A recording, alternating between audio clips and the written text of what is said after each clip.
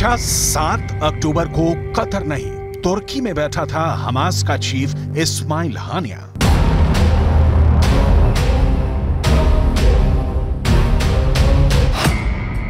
क्या 7 अक्टूबर को तुर्की में बैठकर इजरायल में खून खराबे का जश्न मना रहा था हानिया?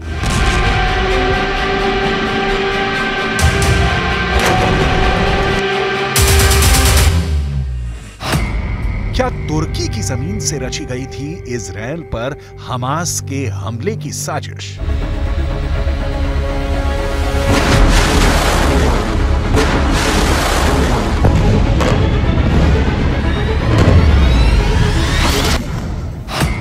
क्या तुर्की के राष्ट्रपति एर्दोगान ने सुनाया था हमास को इजरायल में कत्लेआम मचाने का फरमान?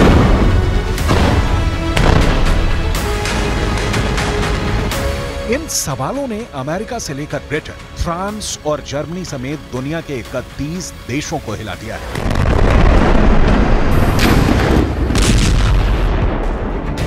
पूरे के पूरे नाटो में हड़कंप मच गया है। तुर्की ने एक बार फिर नाटो देशों का ब्लड प्रेशर बढ़ा दिया है। नाटो को तुर्की वो विभीषण बनता दिखाई दे रहा है जो उनके 74 साल पुराने सैन्य गठबंधन की कब्र खोद सकता है।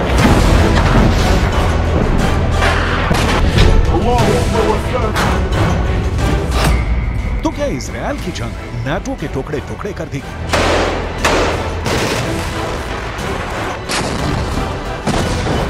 जिस नाटो की बुनियाद करीब 2 साल से जारी यूक्रेन के युद्ध में नहीं हिली, उसके वजूद पर महज 2 महीने पहले शुरू हुई गाजा की लड़ाई ने तलवार लटका दी है और नाटो का सबसे बड़ा दुश्मन बनकर खड़ा हो गया है खुद नाटो का सदस्य तुर्की।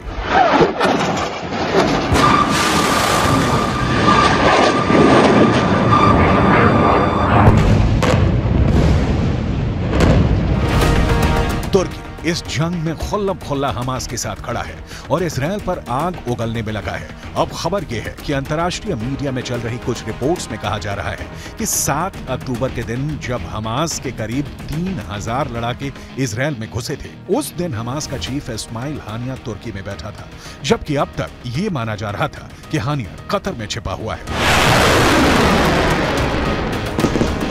इजरायल पर हमले के दिन हानिया के तुर्की में होने की खबर को तब और हवा मिल गई जब अमेरिकी न्यूज चैनल CNN को दिए एक इंटरव्यू में तुर्की के राष्ट्रपति के चीफ सिक्योरिटी एडवाइजर ने इस बात से सीधे सीधे इनकार नहीं किया।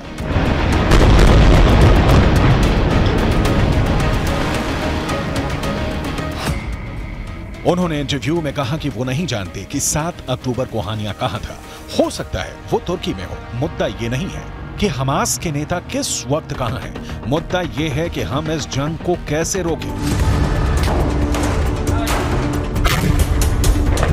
तुर्की के राष्ट्रपति के चीफ सिक्योरिटी एडवाइजर के इस बयान ने अमेरिका और नाटो के ज़हन में तुर्की के खिलाफ काफी वक्त से पैदा शक को पुख्ता कर दिया, क्योंकि हमास के नेता बेधड़क बिना किसी रोक टोक के तुर्की में जब चाहे आ सकते हैं, जब चाहे वहां से जा सकते हैं। तुर्की में उनके स्थायी ठिकाने हैं और खुद तुर्की के राष्ट्रपति के हमास के नेताओं के साथ निजी रिश्ते हैं। अभी जुलाई में ही इस्माइल हानिया इस्तांबुल में तुर्की के राष्ट्रपति से भी मिला था। इसीलिए कुछ दिन पहले खबर आई थी कि इजरायल की खुफिया एजेंसी मोसाद और सुरक्षा एजेंसी शिन बेत हमास के नेताओं को मौत के घाट उतारने की प्लानिंग में है, फिर चाहे वो दुनिया के किसी भी कोने में क्यों न छिपे। इस पर तुर्की के राष्ट्रपति ने इजरायल को सीधी धमकी दे दी थी कि अगर तुर्की की जमीन पर हमास के नेताओं को एक खरोच भी आई तो इजरायल को एक बहुत बड़ी कीमत चुकानी पड़ेगी। तुर्की वैसे है तो नाटो का सदस्य, लेकिन नाटो के बाकी देशों से उसकी कुछ खास नहीं पड़ती है। यहां तक कि नाटो की अगुवाई करने वाले अमेरिका तक को आंख दिखाता है और उनकी बात नहीं मानता है। यहां तक कि जर्मनी से भी तुर्की के अच्छे रिश्ते नहीं है और ग्रीस से तो उसकी जंग होते होते बची है।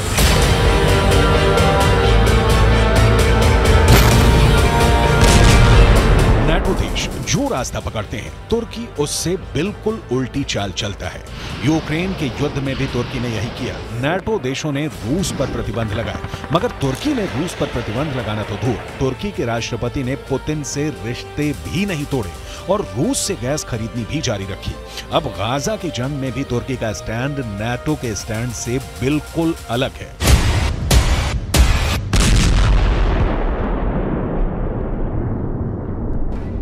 इजरायल पर हमला होते ही अमेरिका, फ्रांस, ब्रिटेन और जर्मनी जैसे बड़े बड़े नाटो देश हमास पर बुरी तरह भड़क गए थे।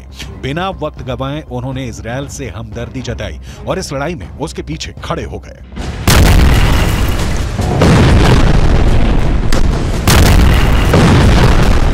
हमले के चंद दिन के अंदर अमेरिका के बाइडेन, फ्रांस के इमैनुअल मैक्रों, ब्रिटेन के ऋषि सुनक और जर्मनी के ओलाफ शॉल्ज इजरायल का साथ देने, उसका हौसला बढ़ाने के लिए सीधा इजरायल पहुंचे और हमास को मिट्टी में मिलाने की कसम खा ली। मगर तुर्की के राष्ट्रपति रेजेप ताइप एर्दोआन ने तो इजरायल को ही आतंकी देश बता दिया है। वो इजरायल पर तमतमाए हुए हैं। इजरायल के प्रधानमंत्री बेंजामिन नेतन्याहू को गाजा का कसाई बुला रहे हैं। एर्दोआन तो यहां तक कह चुके हैं कि नेतन्याहू ने गाजा में जिस बेरहमी से मासूम लोगों को मौत के घाट उतारा है, उसके लिए इंटरनेशनल क्रिमिनल कोर्ट में उन पर युद्ध अपराध का मुकदमा चलेगा।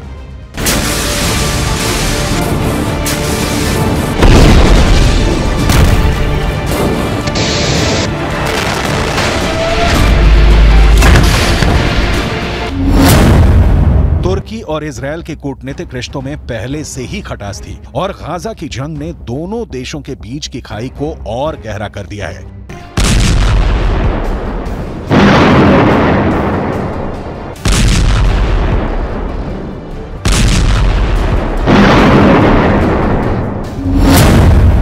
अमेरिका ने हमास को आतंकी संगठन घोषित किया हुआ है, मगर हमास तुर्की का दोस्त है। दोनों के रिश्ते बरसों पुराने हैं। तुर्की में मुस्लिम आबादी बहुसंख्यक है और फिलिस्तीन भी अरब मुस्लिम है और खुद तुर्की के राष्ट्रपति एर्दोआन तो फिलिस्तीन के कट्टर समर्थक रहे हैं। उन्होंने हमेशा फिलिस्तीन की अलग देश की मांग का समर्थन किया है।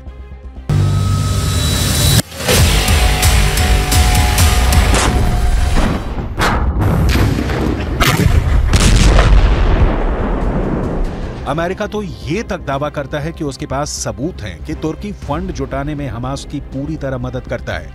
इस वजह से अमेरिका तुर्की पर हमास के रिश्ते तोड़ने का जबरदस्त दबाव बनाने में लगा है, मगर तुर्की के सिर पर तो जू तक नहीं रेंग रही है।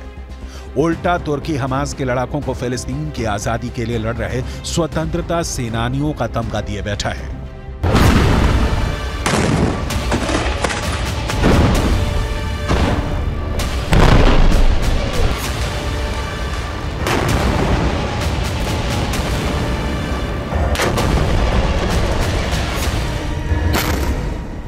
तुर्की कहता है कि वह हमास के नेताओं से इसलिए बातचीत करता है क्योंकि वह जंग रुकवाना चाहता है और शांति चाहता है। यहां तक कि जब अमेरिका के राष्ट्रपति बाइडेन और एर्दोआन की फोन पे बात हुई तो एर्दोआन ने उन पर ही गाजा की जंग रुकवाने का दबाव डाल दिया।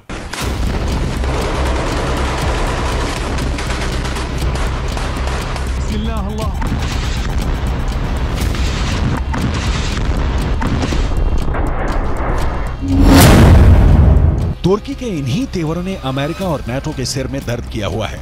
इसलिए सवाल यह है कि फिर भी अमेरिका तुर्की के आगे बेबस क्यों है? क्यों वो तुर्की के नखरे सह रहा है? तो ये बात है कि अमेरिका और नाटो का तुर्की के बिना गुजारा नहीं और तुर्की उनकी इस मजबूरी का फायदा उठाने में लगा है।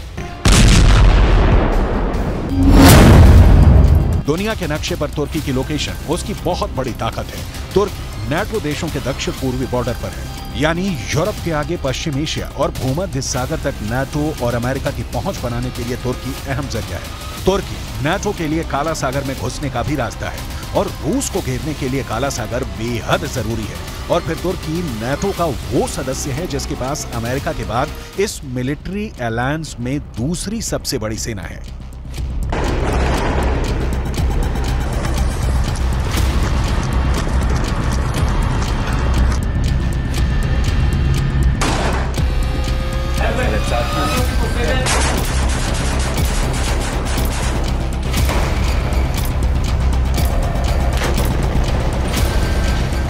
और तो तुर्की नाटो के लिए जमीन पर और समंदर में भी अड्डे मुहैया करा सकता है। ऐसे में नाटो और अमेरिका तुर्की जैसे देश को खोने का खतरा नहीं उठा सकते, क्योंकि उनके रूस और चीन जैसे सबसे बड़े दुश्मन तुर्की को अपने खेमे में लेने के लिए तैयार खड़े हैं।